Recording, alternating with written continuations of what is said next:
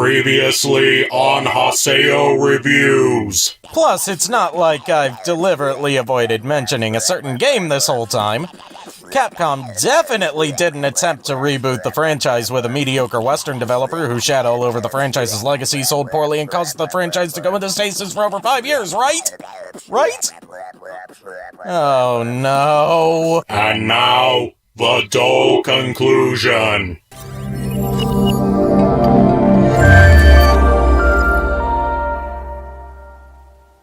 Thanks for the recap, Hotspot. I expect my paycheck in 3 days. Greetings, everyone, old and new. Welcome to Haseo Reviews. We're at the tail end of the Devil May Cry marathon, and hoo boy are we in for a doozy today. After Devil May Cry 4's success in 2008, Devil May Cry fans were eager to see what direction Capcom would take the adventures of Dante in next. What they were shown at Tokyo Game Show 2010, however, was unexpected, to say the least. Instead of a proper Devil May Cry 5, Capcom unveiled a reboot of the franchise that not only retconned Dante's entire backstory and drastically changed his design, but shifted development from their in-house teams to Ninja Theory, at the time known for Heavenly Sword. Saying that reception to the new direction Capcom had in mind for Devil May Cry was brutally negative would be putting it so kindly that I should be legally able to deduct it as a charitable donation.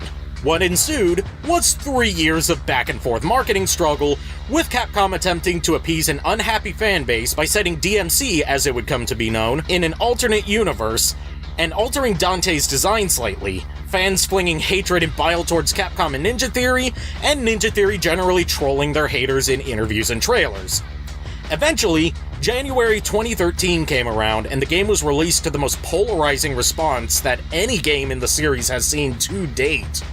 Journalists praised it, fans despised it, and if the fact we're getting Devil May Cry 5 next year instead of DmC 2 is anything to go by, Capcom sided with the fans on this one.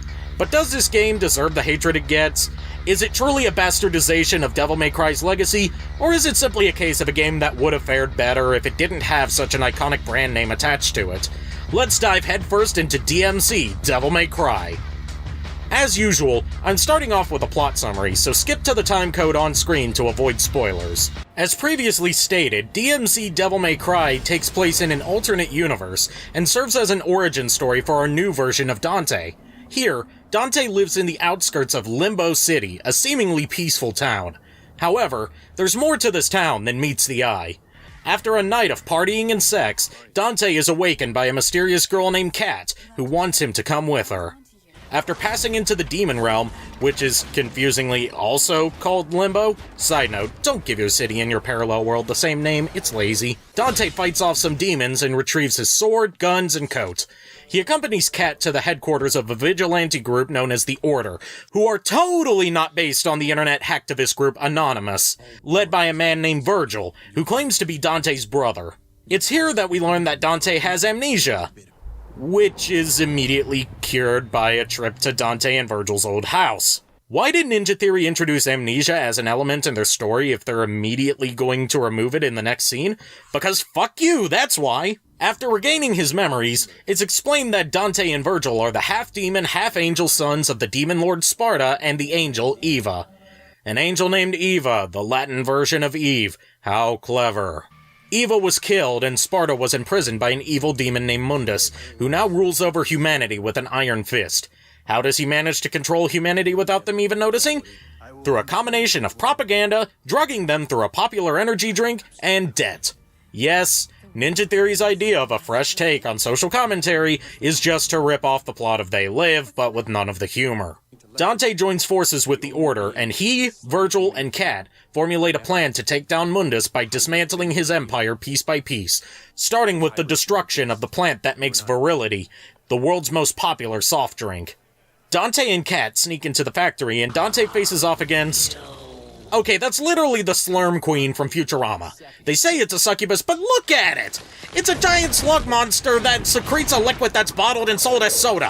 Ninja Theory, you can't just steal plots from Futurama, play them completely straight, and claim you're commentating on consumerism. Anyway, Dante kills the Slurm Queen, and our heroes move on to Phase 2 of their plan. take down Bob Barbas, the head anchor for Mundus's propaganda network Raptor News, and totally not a stand-in for Bill O'Reilly. Dante ventures into the Raptor News Tower and encounters a demon named Phineas, who was imprisoned by Mundus for rebelling against him. It's here that Dante learns that not all demons are inherently evil. In fact, he may be able to get some of them to ally with the Order. Now there's a thought. Granted, it's a thought that Ninja Theory obviously didn't have, because this plot element is completely abandoned after this set of chapters, and Phineas is never seen or heard from again, so no points to them. Also, Dante gets his Devil Trigger mode. If I don't sound excited, it's because it's treated with the same level of gravitas as passing kindergarten.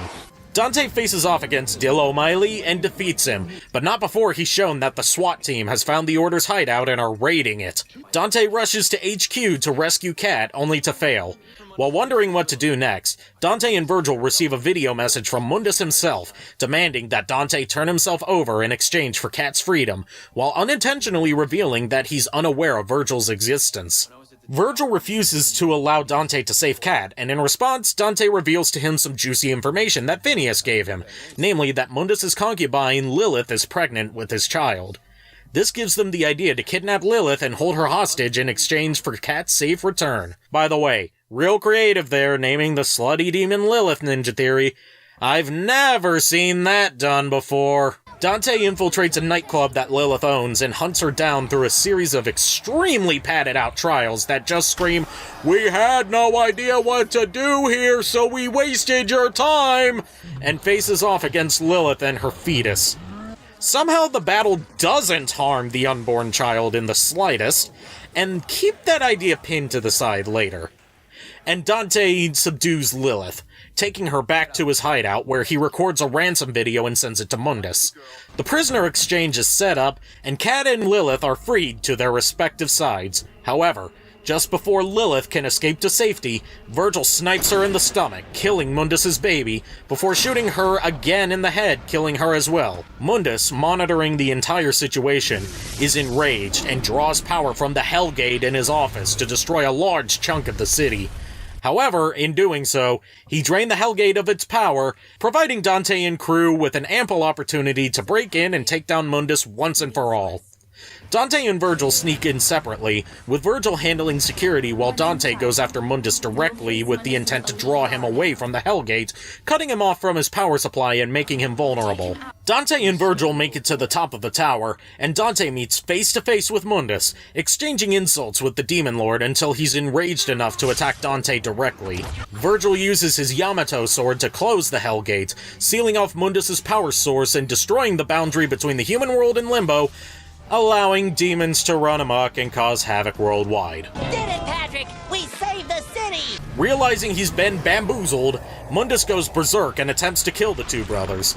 Dante and Virgil succeed in killing Mundus, and the day is saved. Until Virgil, completely out of nowhere, with no prompting whatsoever, makes a comment about how now that Mundus is dead, he and Dante can rule the world side by side.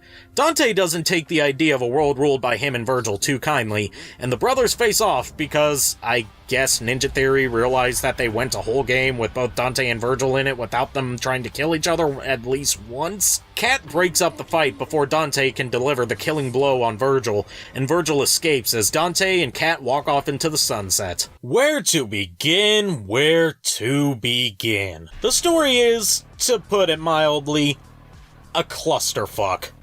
It somehow manages to move at too quick of a pace, while dragging on for too long at the same time.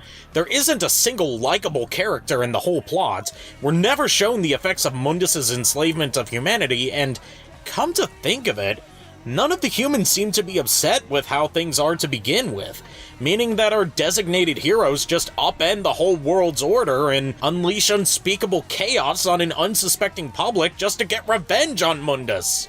Mundus himself just sits in his office for most of the game and watches everything happen, so we never get to see him be the cruel, tyrannical dictator he's made out to be.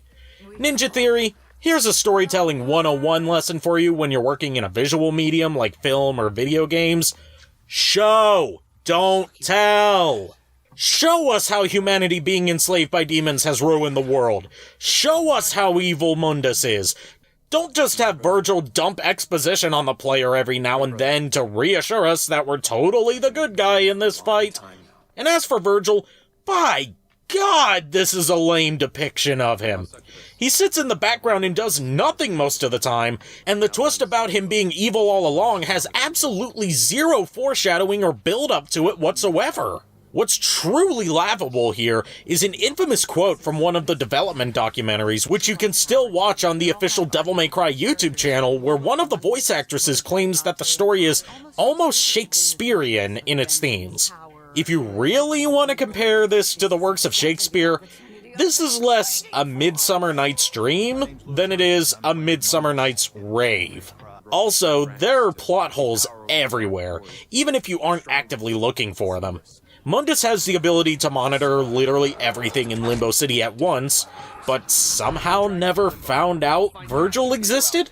Dante is given the gift of Devil Trigger not from his demon father Sparta, but from his angel mother Eva? And let's talk about Lilith and the baby. You mean to tell me that Mundus's demon baby can remove itself from Lilith's body at will and take dozens of sword slashes, axe hits, scythe slashes, pistol shots, shotgun blasts, and punches to the face and not be hurt at all, but a normal bullet from a sniper rifle is all it takes to kill it? Where's the consistency? The baby itself was a boss fight, but now it can just be headshotted in the womb because the plot demands it? Voice acting here ranges from mediocre to just plain obnoxious. Unlike Devil May Cry 4, you aren't gonna see any big names on this cast list, apart from David de la Tour as Virgil, continuing our trend of Power Rangers alumni in the Devil May Cry cast. Everyone is either stilted and wooden or chewing the scenery, with no median in between. I normally wouldn't be so harsh because, objectively, it's not as bad as Devil May Cry 1's voice acting, but I'd rather be laughing my ass off at the meme-worthy deliveries than constantly on the verge of falling asleep whenever there's a particularly long conversation. The soundtrack is absolutely abysmal as well. Rather than the heavy metal tracks that the series is known for, we're instead treated to a licensed soundtrack by electro-industrial band Combat Christ. While I can't play any of the songs from the soundtrack due to copyright issues, picture going from this Punchman nice.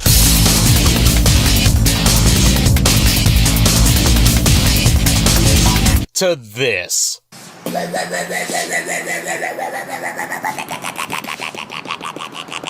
The drop in quality is staggering, and there's zero variety in the songs, meaning everything just blends together into this homogenized mush of wubs and grinding noise.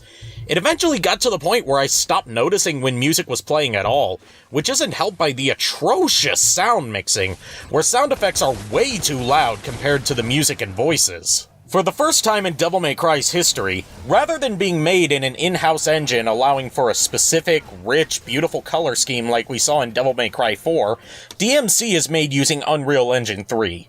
Now, I'm not gonna knock Unreal Engine 3 as something awful. There are some gorgeous games that use it. However, developers with no sense of creativity tended to use it to create drab-looking games consisting of varying shades of gray and brown, which is unfortunately what we're presented with here. The color palette is so muted that it borders on monochrome, apart from a few specific instances, namely Lilith's Club with its bright neon colors, the orange hellscape of Mundus's Hellgate, and anytime you activate the Devil Trigger, where a filter is applied over Dante's coat to make it bright red and to turn his hair a blinding white. Character models have the same range of emotion as the Autobots in Transformers Energon. That is to say, none at all. Dante has this shit-eating grin on his face at all times, no matter what the situation is. Mundus always looks mad, etc., etc. One last nitpick is with Dante's hair. No, not the fact that it's black instead of white. That horse has been beaten to death, resurrected by a necromancer, and beaten back to death several times. Only the hair on the top of his head is actually modeled. The rest is simply a texture applied to his skin. What this leads to is patches of his hair disappearing under certain harsh lighting conditions, and it looks distractingly bad. Now that we've thoroughly covered how the story and presentation falls flat, can DmC at least be saved by its gameplay? Unfortunately, not so much. DmC uses a similar combat style to Devil May Cry 3 and Devil May Cry 4, complete with style ratings, combos, and multiple weapons to choose from. However, Ninja Theory decided that apparently the perfect refinement of Dante's gameplay we got in Devil May Cry 4 wasn't good enough, and decided to change several aspects. Your ranking is no longer based on your actual combat performance. I can't quite nail down what determines it, but it appears that the amount of damage you deal in a single combo weighs more heavily than how varied your attacks are. This effectively means you can spam the same moves over and over and be fine. In a twist on Devil May Cry tradition, you get both Devil Arms and Angel Arms, tying back into Dante's new Nephilim heritage.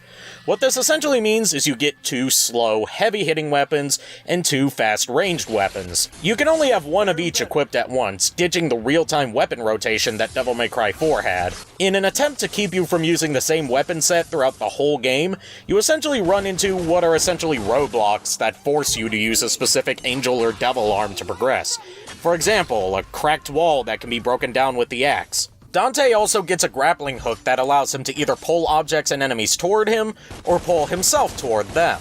It's primarily used for platforming, but in combat it's a game breaker because enemies have no way of countering it, sucking what little challenge there was out entirely.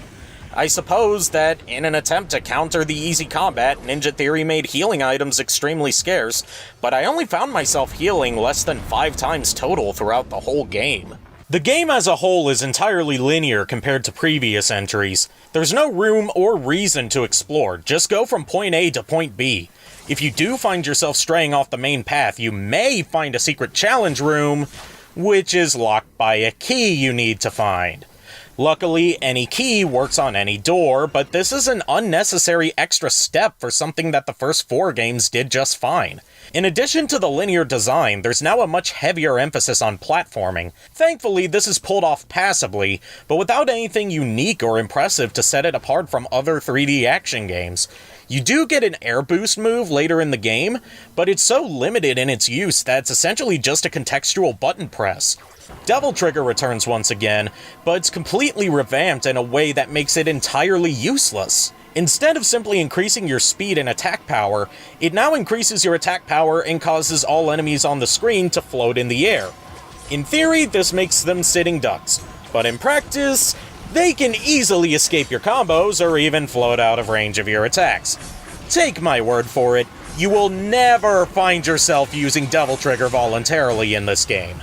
Let's get on with the verdict then.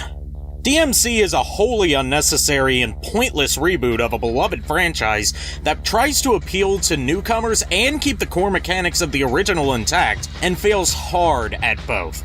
The story is laughable at best, the music is grating, the gameplay lacks any challenge or unique identity to set it apart from the other 3D hack-and-slash games that popped up in previous years, the visuals are drab and ugly, and overall, you can just skip this one unless you feel you absolutely have to experience it for yourself. DmC fell far below Capcom's expected sales figures despite an aggressive marketing campaign, and this version of Dante being included in PlayStation All-Stars Battle Royale. The series would then go into a 5-year hiatus, only making cameo appearances in other Capcom games until 2018, when Devil May Cry 5 was announced, showing that Capcom has finally put this mess behind them. Ninja Theory would go on to make the breakthrough hit Hellblade: Senua's Sacrifice, before being bought out by Microsoft in 2018. One last thing of note is the developer diaries on the Devil May Cry YouTube channel. I highly recommend checking those out, since they're edited like late 2000s era YouTube poops and are full of instances of the cast and crew hyping up what would ultimately be the worst selling game in the franchise. Seriously, it's morbidly hilarious. Whew! 5 Devil May Cry games in a row, and 7 Capcom games in a row since I started doing reviews. I think I need to take a break from Capcom games for a while before I get typecast as the Capcom guy. Maybe next time I'll review something amazing from my home state? Tune in next time to find out what. I'm Haseo, thanks for watching, and I'll see you then. Hey guys, Haseo here, doing another little unscripted post-video ramble. Yeah, this ended up taking longer than I thought it would because, in real life I had a play that I was in which ate up a lot more of my time than I thought it would, so that left me with less time than I needed to work on DmC, Devil May Cry, as a review. But now that that's over, I've finally been able to finish this up. And now I'm going to take a break from, like I said, Capcom games and games in general for reviews next time. I'm not going to say what it is. It's going to be a movie that I know for a fact, you guys have never heard of. But it's going to be a movie, and I'm going to have a guest with me for it because a YouTuber friend of mine, and friend of mine, you know, in general, not spoiling who, has expressed interest in it just from me showing him the cover and telling him the story of how I got it and all the other stuff involved with it. Anyway, yeah, DmC, Devil May Cry Marathon. What a roller coaster this has been. Roller coaster of quality. I had never played through the entire series until now, so this was a real eye-opener for me. Am I ever gonna do marathons like this again? Yeah, but not for a while. I think I'm going to wait until I get more into a rhythm of putting out these videos before attempting another marathon. Anyways, check out my Twitch channel where I do live streams. Check out my Patreon where you can pledge to support me. If you like the video, give it a like. If you like my content and want to keep updated on when I upload new stuff, then click subscribe and then click the little notification bell because YouTube makes you do 2 steps to actually keep up with content creators now because fuck you, that's why.